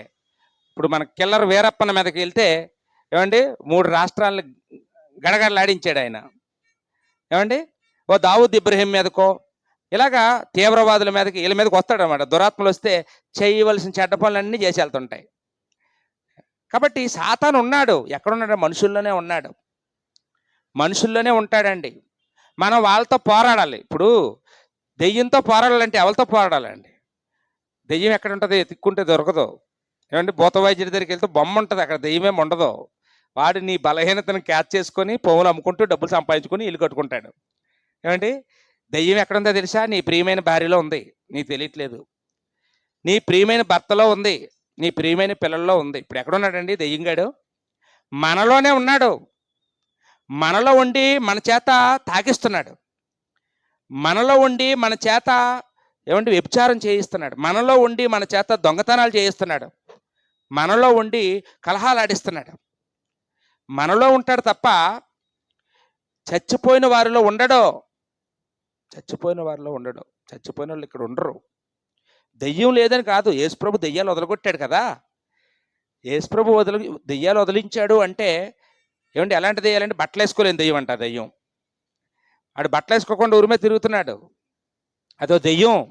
ఇప్పుడు చూడండి, పెద్ద జుత్తు ఇలా పెంచుకుంటున్నారు మగోళ్ళు ఆడోళ్ళలాగా. ఆడికి దెయ్యం పట్టింది. బట్టలన్నీ చిరిగిపోయిన బట్టలు వేసుకొని తిరుగుతున్నారు కొందరు, దెయ్యం పట్టింది. గడ్డలు పెంచుతున్నారు ఒకరు, దెయ్యం పట్టింది. ఏమండి, ఇలాగ అనేక లోపాలు. ఒకరు విపరీతంగా తయారవుతున్నారు, దెయ్యం పట్టింది ఆడికి. మనిషిలాగా ఉండట్లేదు, వాళ్ళు వయసుకు తగ్గ బట్టలు వేసుకోవట్లేదు అంటే దెయ్యం పట్టింది. ఏమంటే ఇలాగా మనలో అనేక దయ్యాలతో మనం ఈరోజు పోరాడుతున్నాం. మనకి ఎఫెసీ పత్రికలో మాట ఉంటుందండి, 6వ అధ్యాయంలో 12వ వచనంలో, మనము పోరాడవలసిన శరీరులతో కాదు అన్నాడు. మనం పోరాడవలసింది ఎవరితో? ఏమండి, అంధకార సంబంధమైన దురాత్మల సమూహముతో. వాళ్ళు ఒక్కరితో ఇద్దరితో కాదు, మనం కోటాను కోట్ల మంది ఉన్నారు ఆ దురాత్మలు. ఆ సమూహంతో మనం పోరాడాలి. ప్రతి చోట మనకు అది కనపడుతుంటారు. ఏమండి, మనల్ని దురాశకు నడిపిస్తుంటారు, మనల్ని రెచ్చగొడుతుంటారు. మన కోపం తెప్పించి మన చేత ఏదో ఒక తప్పుడు పని చేయించడానికి. అప్పుడు మనం పోరాడాలి. పోరాటం అంటే వాళ్ళతో ఫైటింగ్ చేయడం కాదు, మౌనంగా ఉండడమే. ఏమండి, వాళ్ళు కొట్టకుండా ఉండడమే పోరాటం. పోరాటంలో గెలిచినట్టే. మనం యేసుప్రభు ఉండగలిగాడు కదండి, స్తెఫను ఉండగలిగాడు కదండి. దెయ్యాలతో పోరాడలేదండి, ఆయన మౌనంగా ఉండగలిగాడు. అదేనండి, నిగ్రహించుకోవడమే పోరాటం. ఏమండి, వాళ్ళు ఉచ్చులో పడిపోకుండా కంట్రోల్ చేసుకోవడమే పోరాటం. ఇక్కడ సమూయేలు చనిపోయాడు, చాలా కాలమైంది. తర్వాత సౌలుకేమో దురాత్మ పట్టింది. అంటే ఈ చనిపోయిన వాళ్ళు వచ్చి పడలేదు, సాతాను యొక్క దూత వచ్చి సౌలుని వెరిపించింది. అప్పుడు వరకు ధైర్యంగా ఉండోడు, ఇప్పుడు యుద్ధం అంటే భయపడిపోతున్నాడు. ఫిలిస్తీన్లు వస్తారంట యుద్ధానికి, నేను ఓడుతానో గెలుస్తానో అని డౌట్ వచ్చింది దీనికి. ఎందుకు డౌటు? ఏమంటే అప్పుడు వరకు ఉన్న సైన్యం ఇప్పుడు ఉన్నారు. ఎందుకు డౌటు? ఎందుకంటే సాతాను ఉన్నాడు లోపల. సాతాను ఏం చేస్తున్నాడు? భయపెట్టేస్తున్నాడు ఆయన్ని. ఇప్పుడు ఆయన ఏం చేద్దామని, ఆయనకి గతంలో ఆయన రాజైన వెంటనే మొట్టమొదటి చేసిన పని ఏంటంటే, కర్ణపిశాసులు, ఇలాంటి జ్యోతిష్యులు, ఇలాంటి జోస్యాలు చెప్పేవాళ్ళు ఎవరైనా దేశంలో ఉంటే ఇమీడియట్గా దేశం వదిలి బయటకు పోండి, ఇలా చంపేస్తాను అన్నాడు.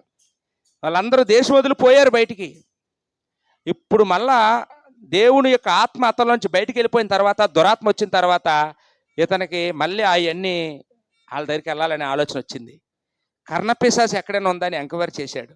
ఆ కర్ణపిశాచి అంటే ఇదేనండి, పాములు కట్టిన వాళ్ళు, ఏమండి ఈ చెడుపులు చెల్లెంగులు తీసేవాళ్ళు, ఇలాంటి వాళ్ళని కర్ణపిశాచులు అనేవారు. అప్పుడు ఒకప్పుడు లేదు ఆయనకి ఆ గుణం, ఇప్పుడు వచ్చింది. ఎందుకంటే భ్రష్టుడైపోయాడు కాబట్టి. అప్పుడు వెతుక్కొని మారువేషంలో వెళ్ళాడండి వాళ్ళ దగ్గరికి. రాజు అంటే వాళ్ళు చెప్పరు, నిజం చెప్పరు. ఎందుకంటే రాజుగారే వెళ్ళగొట్టారు మమ్మల్ని, మేము ఎక్కడో ఈ ఊరు చివరన ఎక్కడో మారుమూల అరణ్యాల్లో బతుకుతున్నాం, మా దగ్గరికి రాజుగారు వచ్చారని తెలిస్తే వాళ్ళు చెప్పరు. కానీ మారువేషంలో వెళ్ళాడంట. వెళ్ళి, అమ్మ ఏం లేదమ్మా, సమూయేలు గారని ఒక ఆయన ఉంటారు, ఆయన్ని ఒకసారి పిలిపించగలవా, ఆయనతో మాట్లాడుతాను అన్నాడంట అండి. అవి పిలిపించగలవా ఏంటి, వాటికి శక్తి ఉందా ఏమండి? చనిపోయిన వ్యక్తిని మరలా భూమి మీదకి ఎవరైనా రప్పించగలరా? బుడబొక్కలోడు రప్పించగలరా?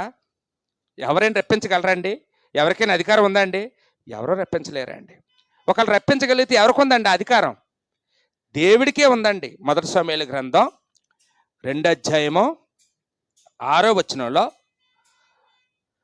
మొదటి సమూయేలు గ్రంథం 2వ అధ్యాయము 6వ వచనం, జనులను సజీవులుగాను మృతులుగాను చేయువాడు యెహోవాయే, పాతాళమునకు పంపుచు అందులో నుండి రప్పించువాడు ఆయనే. ఏమండి, ఒకవేళ ఎవరినైనా చనిపోయిన వారిని పాతాళలో లోకం నుండి మళ్ళీ రప్పించగలిగితే ఎవరు రప్పించగలరండి? దేవుడు రప్పించగలడు. దేవుడు అనుకుంటే రప్పిస్తాడు. ఆ కర్ణపిశాచితో ఇలాగ సౌలు చెప్పగానే దిగిపోయాడండి సమూయేలు. అక్కడ ఈవిడ రప్పించలేదు, ఆవిడకి ఆ కర్ణపిశాచికి ఎక్కడ ఉంది అంత టాలెంట్? ఏమండి,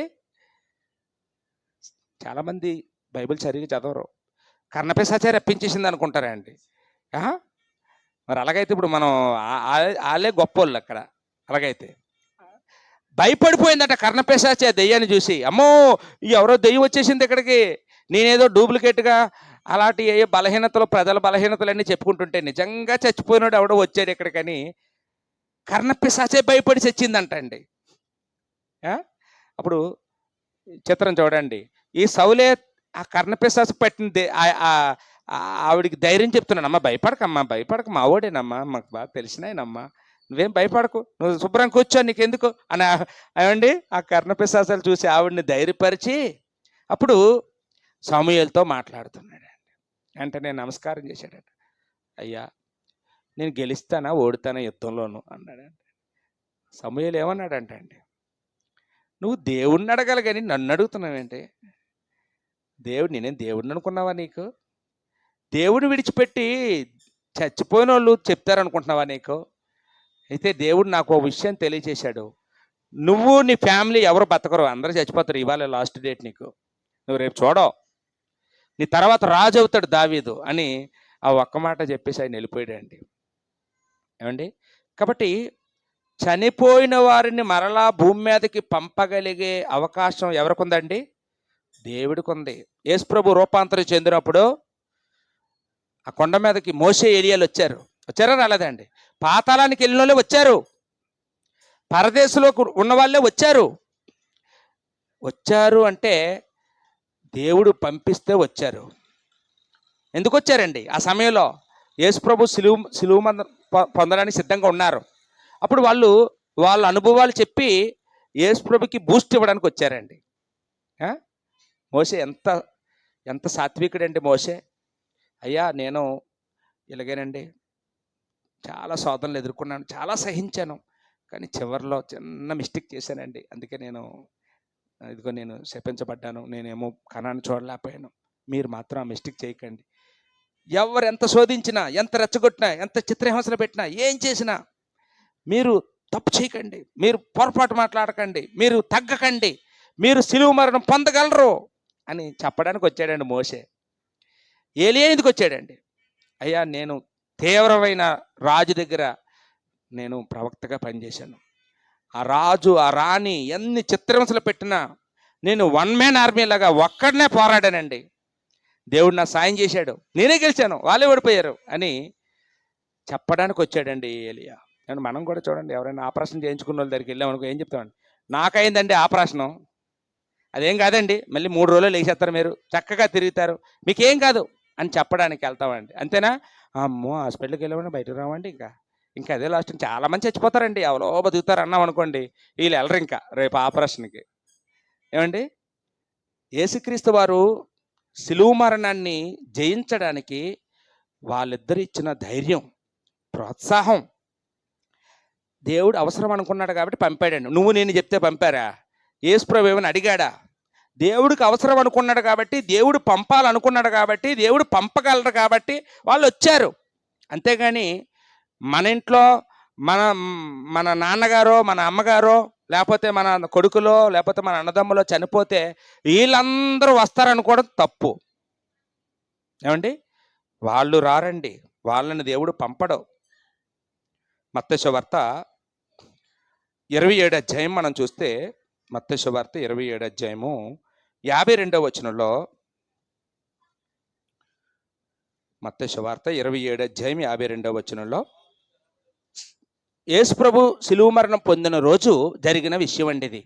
యేసుప్రభు శిలువ మరణం పొందిన రోజున దేవుడు కొన్ని అద్భుతాలు చేయించాడు. ఏంటి అద్భుతాలు అంటే, సమాధులు తెరవబడ్డాయంట. యేసుప్రభు శిలువ మీద చనిపోగానే సమాధులు తెరవబడ్డాయి. చనిపోయిన వాళ్ళు, ఎప్పుడో చనిపోయి పాతి పెట్టబడిన వాళ్ళు సడన్గా సమాధులు తెరవబడి అల్లంతలలో బయటకు వచ్చారంటండి, మంచి ఆరోగ్యంగా.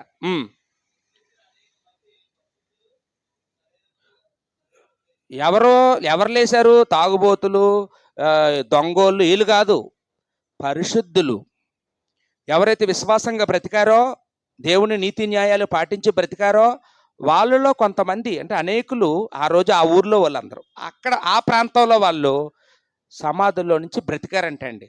అమ్మ ఎందుకండి ఇది? ఏమండి, వీళ్ళెందుకు బతకడం? దేవుడికి అవసరం అనుకున్నాడు కాబట్టి దేవుడు వాళ్ళు బతికించాడు. ఇప్పుడు వాళ్ళు లెగిసి ఆరోగ్యంగా ఊరంతా తిరుగుతున్నారండి. అప్పుడు ఏమనుకుంటారు? ఊళ్ళో వాళ్ళ స్పందన ఎలాగుంటుందండి? నాయుడు గారు, మీ ఊళ్ళో ఎవరైనా చచ్చిపోయిన వాళ్ళు, మీ కళ్ళతో మీరే పాతి పెట్టిన వాళ్ళు వచ్చి, నాయుడు గారు బాగున్నారా అని మీతో మాట్లాడుతున్నారు, మీకు ఎలా ఉంటుందండి? అది దెయ్యాలు కాదండి, ఇంకా ముట్టుకుంటున్నారు, బాగానే ఉన్నారు కదా. అప్పుడు ఏమనుకుంటారు? ఆశ్చర్యపోతాం, దేవుడు లేపాడని అర్థమవుతుంది. అంటే అప్పటి వరకు మనిషి ఏం చూడలేదంటే, చనిపోయిన వాళ్ళు తిరిగి లేపబడ్డం చూడలేదు. యేసుప్రభు చనిపోయిన రోజే ఇది చూశారు. అప్పుడు వాళ్ళకి ఏమవుతుందంటే, యేసుప్రభు చెప్పిన మాటను నమ్ముతారండి. దేవుడు యేసుప్రభుని కూడా ఇలాగే తిరిగి లేపుతాడు అని వాళ్ళకి ఒక ముందస్తు సమాచారం, ఒక చిన్న క్లూ, ఒక చిన్న ఆధారం. వీళ్ళే లేవగాలేంది, భక్తులే లేవగాలేంది, యేసుప్రభు ఎందుకు లేవడరా అని అది చెప్పడానికి ఏమండి ఆ సమయంలో లేపబడ్డారు. అది దేవుడు అవసరం అనుకున్నాడు కాబట్టి. దేవుడు అనుకుంటే చనిపోయిన వారిని లేపగలడు. నువ్వు నేను అనుకుంటే లేపలేము. మనం చంపగలం తప్ప ఎవరిని లేపలేమండి. దేవుడైతే లేపగలడు అవసరం అనుకుంటే. భక్తుల్ని, ఏమండి, ఎవరినండి? భక్తుల్ని, ఆయన యందు విశ్వాసం ఉంచిన వారిని కొంతమందిని. అది అప్పుడు అవసరం. యేసుప్రభు దేవుని కుమారుడని అందరూ నమ్మాలంటే, ఆయన చనిపోయి తిరిగి లేస్తాడని అందరూ నమ్మాలంటే, కొంతమంది చనిపోయిన వారిని లేపి తీరాలి అనుకున్నాడు దేవుడు. లేపాడండి. ఇప్పుడు అనుకుంటాడా దేవుడు మనకి? ఏమంటే మనకి పూర్ణమైనది వచ్చినప్పుడు పూర్ణమ కానివన్నీ నిరర్ధకమైపోయాయి. ఇప్పుడు ఏవి జరగవు. ఏమండి, సమాప్తం అయిపోయింది. ఇప్పుడు ఏమి జరగవండి. హెబ్రీ పత్రికలో మాట ఉంటుందండి. హెబ్రీ పత్రిక 11 అధ్యాయము 35వ వచనం. హెబ్రీ పత్రిక 11 అధ్యాయం 35వ వచనంలో, స్త్రీలు మృతులైన తన వారిని పునరుత్థానం వలన మరలా పొందిరి. ఏమండి, స్త్రీలు తన వారిని పునరుత్థానం వలన మరలా పొందిరి అంటే మనకి కొంతమంది చనిపోయిన వాళ్ళని యేసుప్రభు కూడా తిరిగి లేపారు. ఇందాక మనం చెప్పుకున్నాం, యాయిరు కుమార్తెని లేపారని, లాజర్ని లేపారని, కనాను స్త్రీ కుమారుడిని యేసుప్రభు లేపారు. ముగ్గురు గురించి రాయబడిందండి బైబిల్లో. చనిపోయిన వారిని యేసుప్రభు తిరిగి లేపిన సందర్భాలు 3. ఇంకా చాలామందిని లేపుంటాడు, రాయబడలేదు. ఏమండి, అంటే ఇది కూడా ఒక ప్రాసెస్ ఉంది దేవుడి దగ్గర. అవసరం అనుకుంటే యేసుప్రభు దేవుని కుమారుడిని నిరూపించడం కోసం దేవుడు ఏదైనా చెయ్యడానికి సమర్థుడు. దేవుడికి అసాధ్యమైనది లేదు. కానీ ఇప్పుడు యేసుప్రభు దేవుని కుమారుడని అందరూ ఒప్పుకున్నారు. సాక్ష్యాలు ఉన్నాయి, బైబిల్ రాయబడింది, సర్వ సృష్టికి సువార్త ప్రకటించబడింది. యేసుప్రభు తిరిగి లేచాడని అందరూ ఒప్పుకుంటున్నారు. ఆయన యుగ పురుషుడు, శక పురుషుడు, చరిత్ర ఒప్పుకుంటుంది. క్రీస్తు అనే మాట వాడకుండా ఒక డాక్యుమెంట్ కూడా వాడం. ఏమండి, క్రీస్తు శకం, క్రీస్తు పూర్వం అనకుండా ఎవరు వాడరు. అంటే ప్రపంచమంతా యావత్తు కూడా ఏడి బీసీ అని రాస్తాం. ఏమండి, ఏదైనా రాసేటప్పుడు అంటే కాలానికి మధ్యవర్తిగా ఆయన నిలబడి కాలాన్ని రెండు భాగాలుగా చేసినట్టుగా మనం చూస్తూ ఉన్నాం. ఈ ప్రపంచాన్ని ఏ విషయాన్ని ఏ రాజు గురించి చెప్పాలన్నా, ఏ చరిత్ర చెప్పాలన్నా, ఓ అలెగ్జాండర్ గురించి చెప్పాలన్నా, ఓ రోమీల గురించి చెప్పాలన్నా, ఈ క్రీస్తు పూర్వం వాడు, ఇతను క్రీస్తు శకం వాడు అని చెప్తున్నాం. ఏమండి, ఇప్పుడు మళ్ళా ఎవరో చనిపోయిన వాళ్ళు బతికించి ఇప్పుడు మనల్ని నమ్మించవలసిన అవసరం ఏమైనా దేవుడికి ఉందా? ఇప్పుడు లేదు. కాబట్టి ఇప్పుడు ఎవరో చనిపోయిన వాళ్ళు మన కోసం బతకరు, దేవుడు మనల్ని బతికించడు. ఏమండి, నువ్వు కొబ్బరి నూనె రాసుకున్నా బతకరు, ప్రార్థన చేసిన తైలం రాసినా బతకరు, ఏమండి కచ్చేపు కొనుక్కున్నా బతకరు, ఏ చేసినా ఎవరికి అధికారం లేదండి, ఎవరికి అధికారం లేదు. ఒకళ్ళు ఎవరైనా నేను చచ్చిపోయాను, నేను బతికానంటే అతను అబద్ధికుడు, అబద్ధం చెప్తున్నాడు, నమ్మొద్దు. ఏమండి, కాబట్టి మనందరికీ ఈరోజు మన పాఠం ఏంటండి? నిద్రించిన వారి గురించి నీకు తెలుసా? ఏమండి, మీకు తెలిసింది? ఇప్పుడు నాకు తెలిసిందండి. మరి మీకు తెలిసిందో లేదో మీరే చెప్పాలి. చాలా సందర్భాల్లో మనం చనిపోయినప్పుడు, జ్ఞాపకార్థ కూటేటప్పుడు చాలామంది వాక్యం చెప్పడం వింటుంటాం. ఖచ్చితంగా ఇలాంటి కూడికలు ఎప్పుడు మిస్ అవ్వకండి. ఇలాంటి కూడికలకు వస్తే మన గురించి మనకు తెలుస్తుందండి. మనం చచ్చాక ఏమవుతామో మనకు తెలుస్తుంది. చనిపోయిన వారి గురించి మనకి ఒక అవగాహన మనకి కలుగుతుందండి. నాకు ఇలాంటి అవకాశాన్ని కలుగజేసి మీ అందరికీ వాక్యం చెప్పే అవకాశాన్ని ఇచ్చినటువంటి మహాలక్ష్మమ్మ గారికి, మా అత్తమ్మ గారికి, అలాగే ఇక్కడ స్థానిక సువార్థికులుగా పనిచేస్తున్న తమ్ముడు ఒనీషేమికి నేను మనస్ఫూర్తిగా కృతజ్ఞతలు తెలియజేస్తున్నాను. ఓపికగా వాక్యమని మీ అందరికీ కూడా హృదయపూర్వకంగా వందనాలు తెలియజేస్తున్నానండి. చాలా థ్యాంక్స్ అండి, వందనాలు.